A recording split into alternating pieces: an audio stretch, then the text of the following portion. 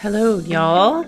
I am thrilled to have a friend and fellow FocalPoint Business Leadership Coach on with me today. Mr. Steve DeVries is an amazing man. He does so much work in his community in New Hampshire and so much for his family. I caught him doing something really cool on social media called Men Wear Pink for the National Cancer Society. So he's come on to tell his story and tell me why he's wearing pink every day in the month of October. I hope you guys enjoy. Hey y'all, Trisha Stetzel here, and I serve those who are serving others. So welcome to this week's episode of Serving the Community podcast. I created this podcast to highlight people and organizations in our own communities who are serving others and giving back to make our communities, our country, and sometimes even the world a kinder place to live. And serving doesn't just make your heart feel good. You've probably heard that some studies have shown that there are mental and physical health benefits to serving, like reducing depression, lowering blood pressure, and even lengthening your lifespan. Putting other people's needs before yours also strengthens your relationships. It connects you with the ones you are serving. And if that someone is someone you know, it creates a stronger bond with them. Serving also enriches other people's lives. And perhaps the best benefit of serving is the chance that person paying it forward. If you help someone, they're more likely to do something nice for someone else that day. Your one act of kindness could have a major domino effect. It's like the pebble on the pond, creating that ripple effect. Now, it's time to talk to our amazing giver this week. Hello, and welcome to this week's episode of Serving the Community. I have a very special guest on with me today. I'm so excited. He and I know each other. We've known each other for a while, but I saw him doing some posting for something in particular that's happening in October, and I asked him to come on the show. So Steve DeVries is a certified business leadership and executive coach. Yes, you heard that. He is a FocalPoint coach, so one of my partners in crime, and I'm so excited to have you on today, Steve. I'm super excited to be here. Yeah, welcome to the show. Thank you. Let's talk about Steve and the community that you serve in your business, and then we'll hop into the fun stuff. Okay? Yeah, thanks. So the community that I serve, I really have a focus on manufacturing. I have a passion for manufacturing, and that's because I have a background in manufacturing. So whether you're talking about putting together small widgets or great big analytical instrumentation systems that could fill half a room, or any of the parts and pieces that go into those types of things, or the service providers that are in that community, that's who I really like to work with. I think it's kind of an underserved part of the business world from a coaching standpoint. And so that's my mission, is to make those businesses better here in New England. I live in Southern New Hampshire. So I have a real tight focus on, if you know the area, the Merrimack Valley and Southern and Central New Hampshire area. Yeah, fantastic. Not that anyone could hear that you're actually in New Hampshire, but we know. We live in New Hampshire.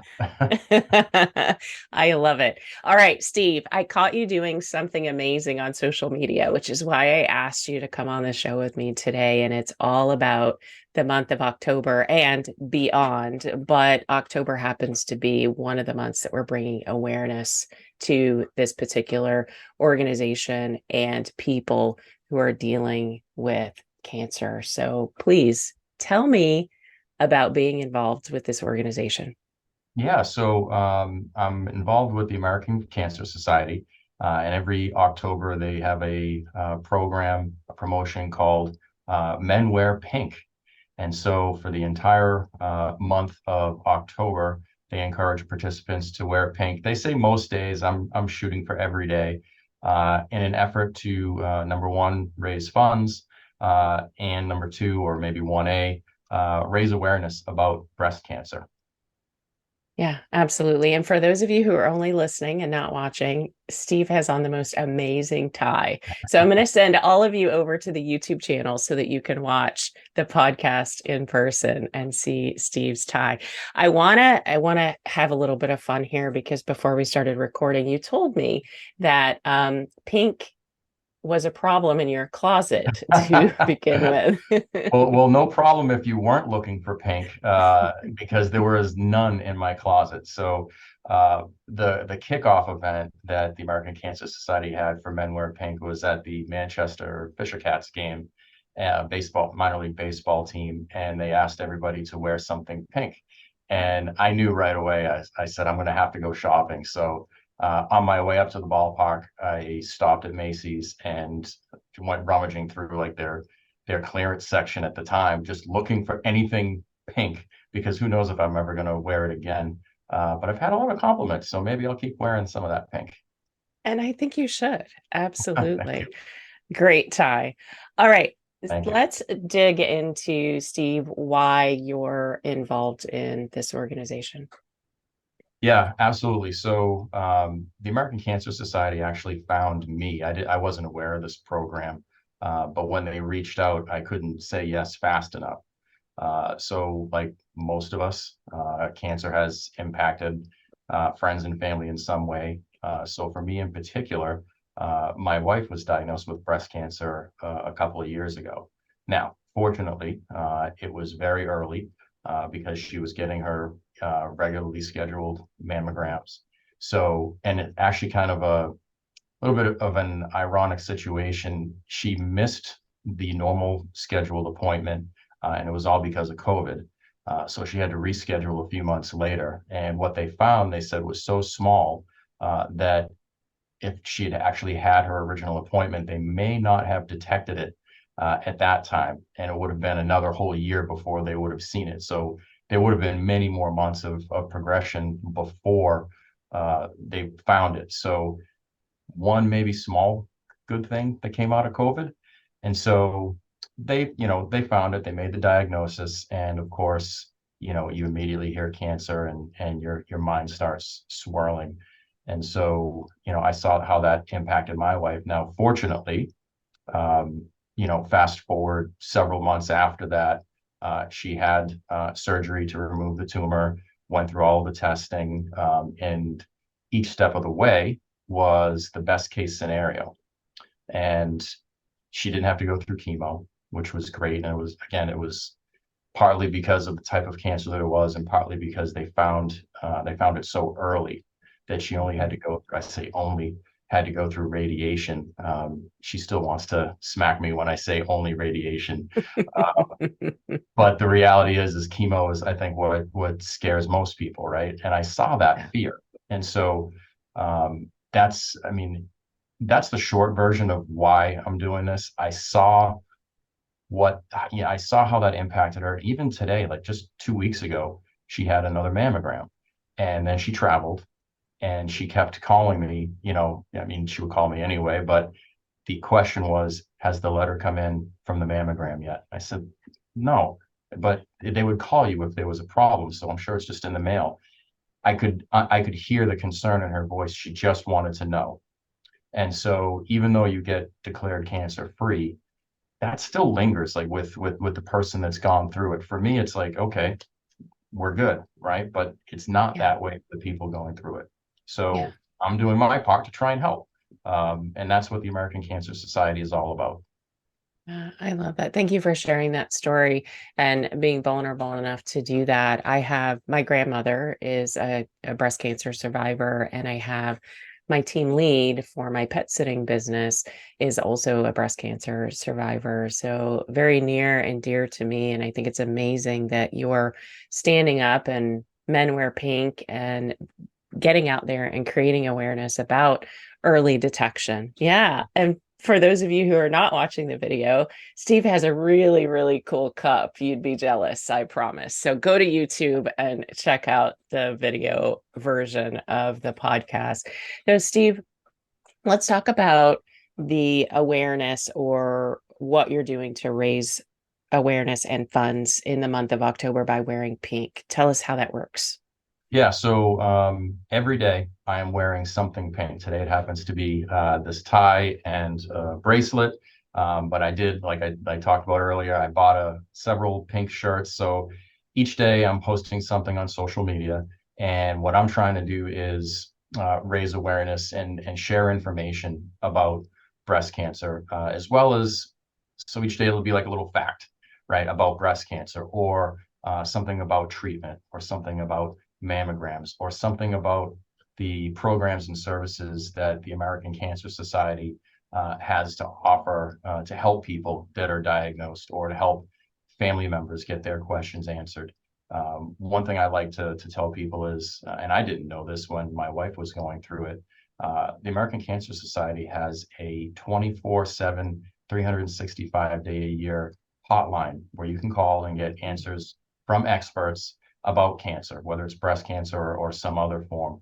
And I thought, isn't that amazing that there's always somebody to pick up the phone and give you answers, because that's one of the hardest parts. You don't know. And it's so technical when you're speaking with the doctors. And, I'll go a little bit deeper for you. So there was a time when my mother had cancer. It wasn't breast cancer. It was some really strange kind of lymphoma. But when she got her diagnosis years ago, she took that as a death sentence, because that's what I think her generation, they thought when you heard cancer, it was like, okay, I'm going to die. Right. And I saw it with my mother-in-law. She also had a different type of cancer. And the reaction that she had when she got her diagnosis, she's still with us today, healthy as ever. But that generation immediately had that reaction. Oh God, it's cancer. I'm going to die. And nobody should have to go through that. And so when my wife got her diagnosis, my head immediately went to, fix this problem. Don't let it control your life. Don't let it change your mindset that this is a death sentence. There's plenty of treatment available. There's plenty of services available to help you get through it. And then the support piece, I can't express that big enough, or enough. She got a ton of support from friends and family, and the worst of it was over before we knew it. And that's, if you have to get cancer, that's how it should be. It should be detected early. You should receive a ton of support, and you should be able to get past it and move on with your life. You shouldn't have to go through it thinking like, oh my gosh, this is an immediate death sentence. Nobody should have to go through that. So that's probably the deeper why for me, is I've seen it from older generations, and I don't want any of the current or upcoming generations to have to think that way. I want them to think, okay, I have this, there's a solution, there's support, and I'm going to get through this. And so I want that mindset to really shift. Yeah, and the more awareness that can be created and the more money we can put towards the science, right, the better off we're going to be for our future generations. Absolutely. So I do have a link on my social media pages where people can donate to the American Cancer Society. I think we all know at this point that a lot of those funds go towards finding solutions for cancer, right? There is the support piece as well. And so I just talked about that quite a bit. But wouldn't it be great if we could find a way to eradicate this, or make a pill and make it go away, something along those lines. And that's how people can help. Be aware and support. Yeah, absolutely. And that support is so important, to surround yourself with people who are ready and willing and able to do that if you're going through anything like that. So, Steve, tell folks where they can find you on social media so that they can see your posts all of October, as well as find that link. So I'm on Facebook and I'm on LinkedIn. So I don't actually have I should have probably had this in front of me, but I don't have it in front of me. I'm sorry. My LinkedIn, I can tell you that real quick, is going to be, well, Steve DeVries. You're going to have to cut this one out, I think. No, it's okay. You know what? I'll put it in the show notes so that people can just point and click. So let's do this. Steve DeVries, you can look him up on LinkedIn, SteveDeVries. Just look him up. You'll find him. If you can't, you guys can reach out to me and I will point you in the right direction, or just check out the show notes and I'll send you the link. You can also do the same on Facebook. And Yes. I'm guessing that there aren't a ton of Steve DeVries on Facebook, right? Probably not. I mean, you may find one or two of us, but I'm the guy wearing the, well, I think I'm on wearing the tie. So Yeah, you'll he's the you'll find me handsome there. gentleman that looks like a coach. I'm just saying, You're too you'll kind. find You're him. too kind. Yeah, you'll find him. All right, Steve, I warned you that I was going to ask you this final question. So for those of you who know me and have been listening, know that I am doing some trust leadership work. And I happen to have on my board, if you're looking at the video today, compassion, which I believe is huge in building trust. And compassion is something that we all need to receive and give, which is what Steve is doing on his journey. And beyond compassion, I also see, Steve, that you have amazing character, which is another foundational piece of building trust. So if my question to you is, how do you define trust? Thank you, Trisha. For me, I like to say that when you're trying to build trust with someone, it's all about doing what you say and saying what you do, right? So people need to understand about you and your motives, and Mhm. just make yourself a little bit predictable, but also follow up, right? Doing what you say you're going to do and not just providing lip service, right? So whether that's, doing something for your friends, something for your family, we all know the type that, promises the world and then, they don't necessarily follow through. If you want to build trust, follow through, do what you say you're going to do, right? And make sure people understand your intentions. And I think that's a great way to build trust. And that's how I try to operate in all facets of my world. Yeah, absolutely. Which means I trust that you will be wearing pink every day and putting your posts out there so folks can see it, I have right? done it every single day so far, but it's only I know. we're at October 5th, so That's we got great. a ways to go. But I am on it. Well, and I know that you always do what you say you're going to do. You are very trustworthy, and I would trust you. So, Steve, thank you so much for being on the show with me today and talking about this organization and what you're doing and the importance of it. And I love that you're pouring yourself into it. I'm doing what I can to help, and I will leave everybody with this. If you are a woman over age 40 or 45, get a mammogram, or at least talk to your doctor about it. Save your family the heartache of not doing it and having it turn out worse than it could be. Yeah, absolutely. It's all about early detection. Steve, thanks again for being on the show. I appreciate your time today. And that concludes this week's podcast, Serving the Community. Thanks so much for listening today. There are so many great things about our modern world, but the people in it should be at the top of that list. Taking a genuine interest in your family, friends, neighbors, and even strangers is one of the most rewarding decisions you can make for yourself and those around you that you choose to serve. If you enjoyed this episode of Serving the Community, be sure to subscribe so that you're notified when a new episode is posted. Please rate and review this episode and be sure to share with your connections. You can also find out more about what I'm up to at trishastetzel.com.